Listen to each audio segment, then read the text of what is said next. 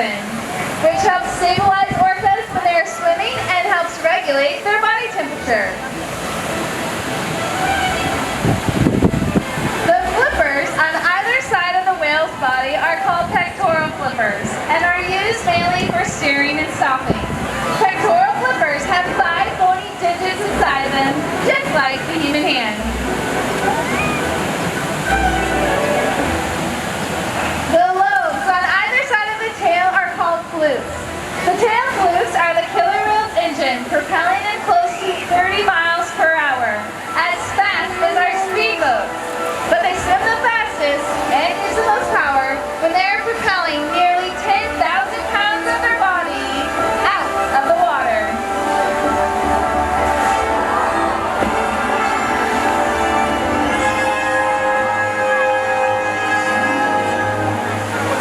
He broke his fin.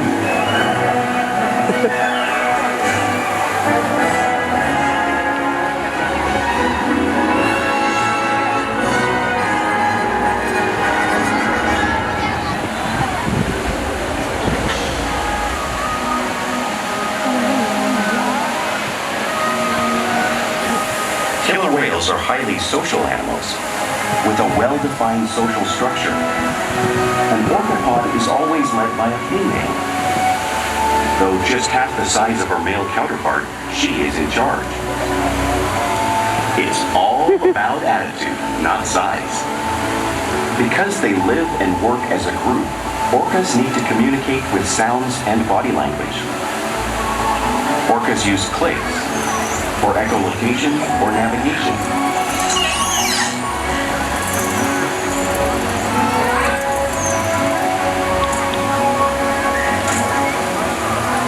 Whistles to socialize in the pod. And calls for group coordination and hunting.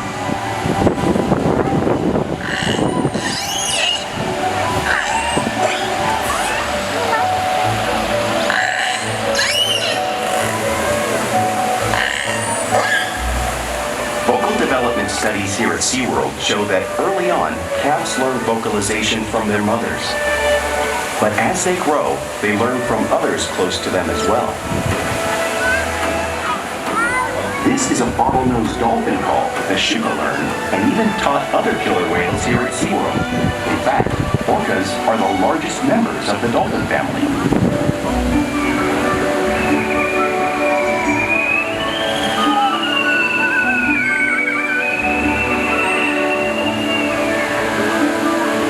Whales here and in the wild use vocalization to communicate all the time. Like all animals, killer whales use body language as part of their communication. They use pectoral slaps to show dominance and to get noticed. For example, a mother may use a pec slap to get her calf's attention. But if they really want to be heard, they breach.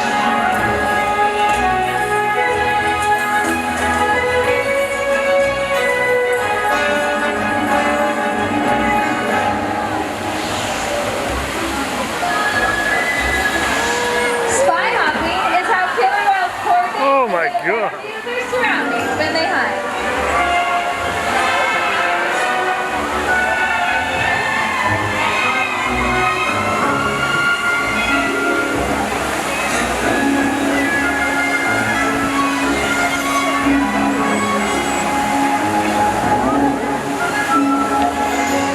Oh, there's 4 of them now, Kat. Flute slaps are also a form of communication the killer whale uses in the wild.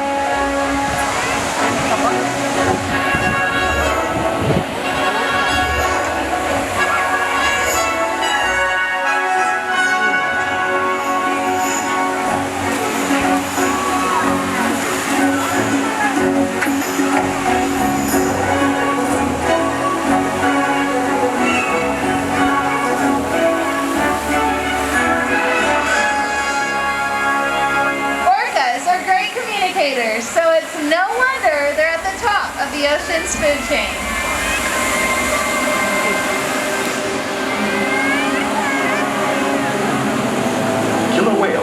together to rear their young, protect their pod, and most importantly, pursue and catch their prey.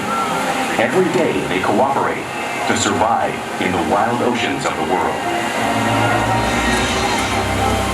The orca's hunting techniques are as varied as the whales themselves. Norwegian killer whales will circle herring, herding them together. The whales use sounds to coordinate with each other and to disorient the herring. With the fish confused and contained, the whales stun them with their powerful tail flukes, making for an easy meal.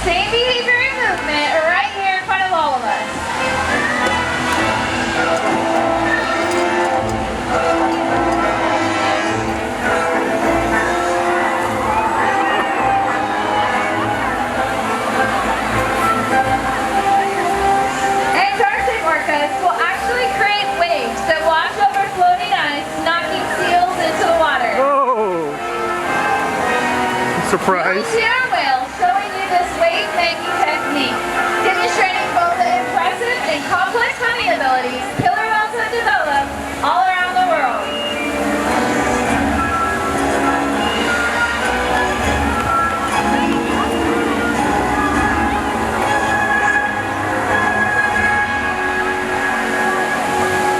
You just saw those waves crashing towards you, but you can't really imagine the amount of displaced until you experience it firsthand.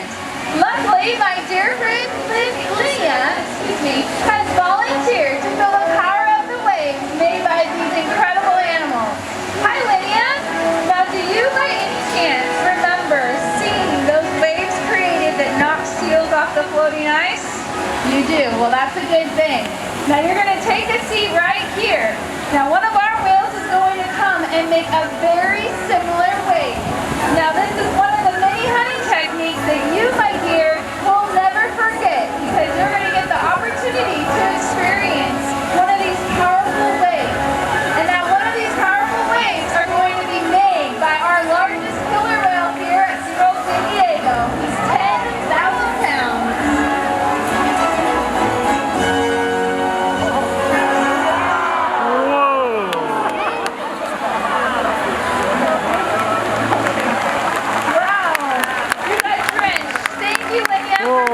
Such a great sport.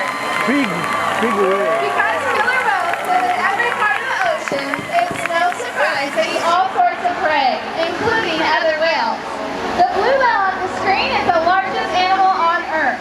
It is 5 times longer and 50 times heavier than this killer whale.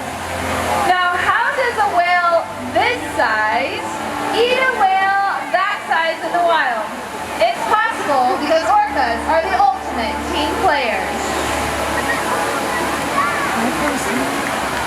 In this example, we see the larger male orcas surround a sperm whale, forming a perimeter, while the females continue to drive the whale forward until it reaches exhaustion.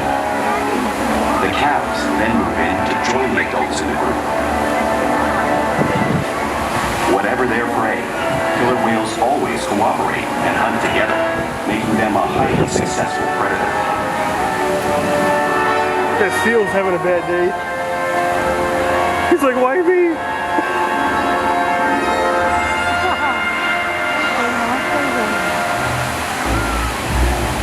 Play is an important part of everyday life for killer whales. It's how they teach their young to hunt and practice their skills as they grow.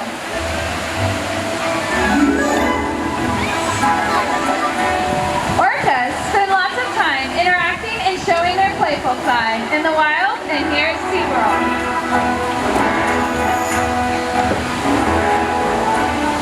Porpoises breaking out of the surface of the water briefly.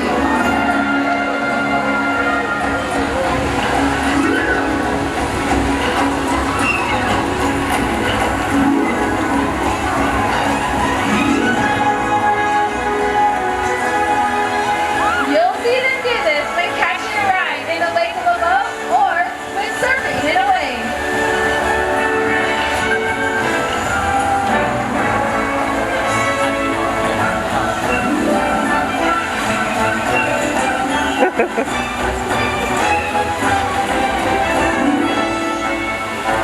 Orcas like to be touched and will rub their bellies on rocks when they can. Orchid is rubbing her belly on the far side, just like whales in British Columbia would.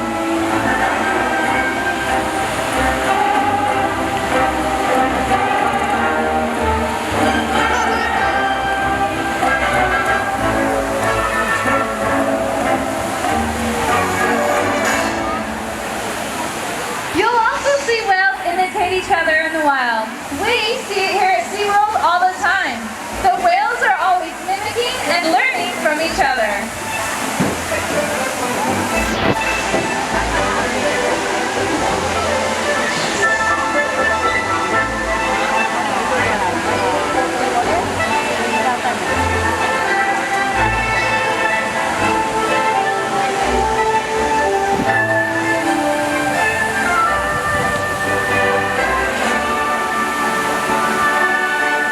Playful behavior has a purpose. There's multiple behaviors used in hunting to stun fish, but today they just might be stunning you.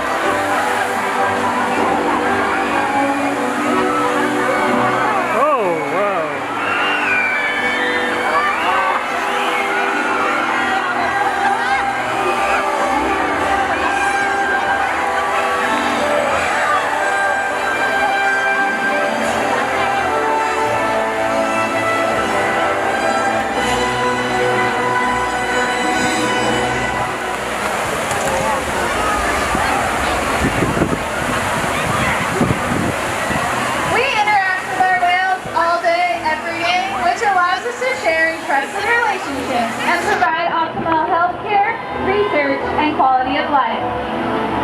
The whales here take an active role in their own health and well-being.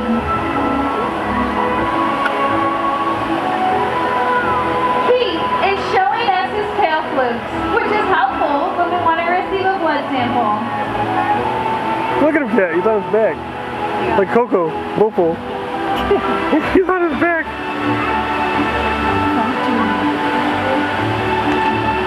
He'll also slide out onto a scale so we can track his weight.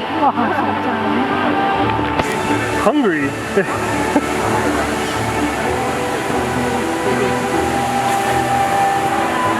Wow, he's big.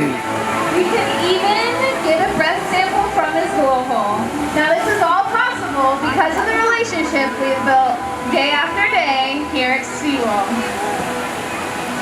Keith is our gentle giant. He is 20 feet long and just over 8,000 pounds. He has extremely expressive eyes and really seems to enjoy downtime with his trainers. Keith lives here with his daughter Kalia and also his granddaughter who just recently turned 2, and her name is Amaya. He has also participated in a hearing study where we were able to get average thresholds of how well killer whales can hear. Now hopefully this is one of the ways he can contribute to his wild counterparts. We challenge the whales to learn new things, engage and stimulate their minds. Diet, exercise, and of course play helps keep our whales in great shape.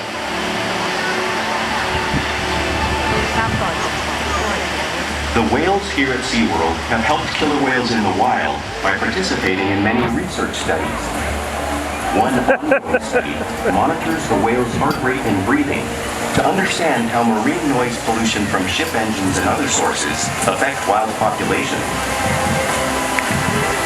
In another study, scientists from NOAA the National Oceanic and Atmospheric Administration took measurements of the killer whales living here, including pregnant whales.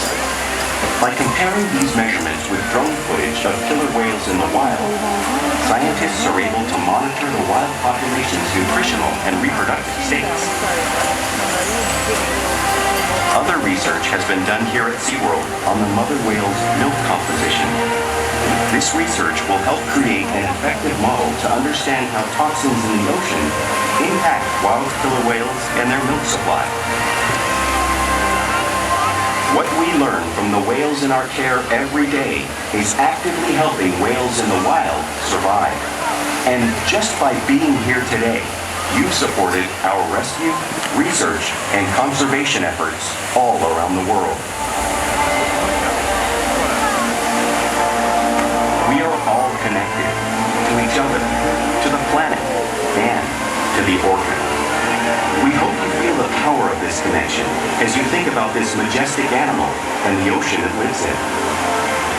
An ocean with vibrant colors and nuance. He wants more food. Richness and diversity.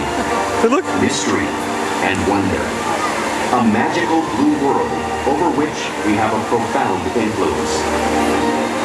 If we work together like the killer whale, we can protect the future of the Orcinus orca and this beautiful planet that we all share.